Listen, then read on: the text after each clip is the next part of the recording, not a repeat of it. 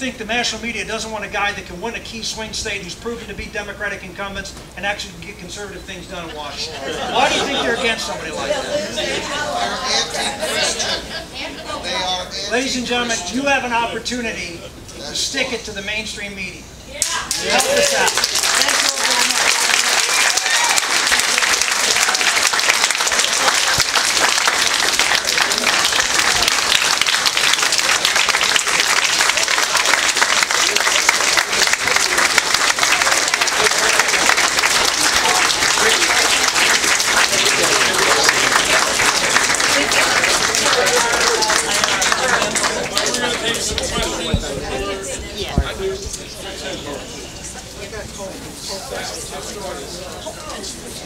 Art.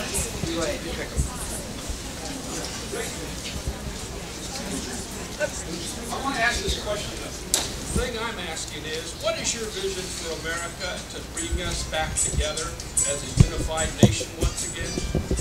I think it comes down to the old Aretha Franklin song. It's a matter of respect. Our leaders in our country do not respect the American public enough to go out and tell them the truth. They try to spin them all the time because they're afraid of what the media will do to them if they go out and actually tell the truth and what the other side will do. One of the reasons that, one of the reasons I think the other side is not particularly excited about having me be the nominee is I'll answer every question. You may not like the answer, but I'll answer it. And I'll tell you exactly what I believe and why I believe it, and I'll give actually probably a longer answer than I should give. But I think it's important to tell the American public why.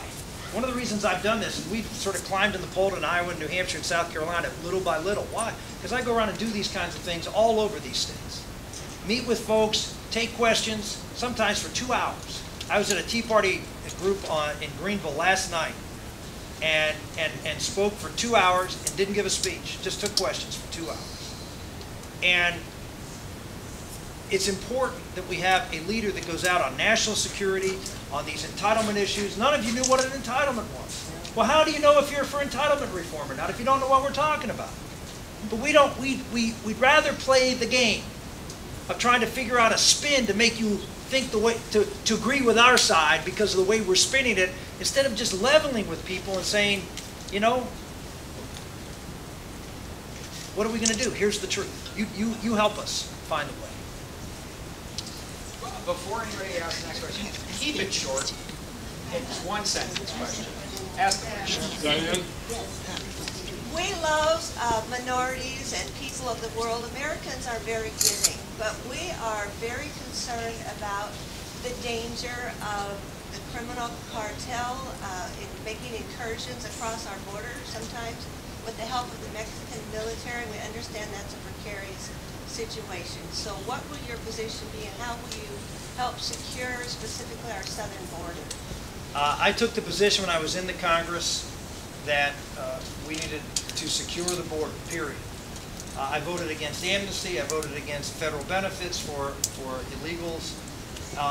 And my policy has always been the most important thing we can do for this country from a national security point of view. I don't know if you just saw that, that Iran now has a training base in Cuba. And so this is not just a drug cartel, illegal immigrant problem. This is a national security problem. Obviously, that's a national security issue, the drug cartel. But it's also a point of entry for folks who want to do great harm to us. So the answer is, we've had 2 presidents for political reasons who chose not to secure the border. I will promise that we will deploy the resources and personnel necessary to do that.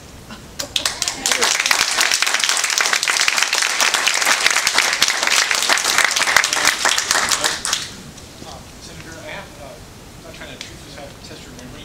Back in 1982, you remember the U.S. House of Representatives. How did you vote for the 27th Amendment when it was a Republican nomination?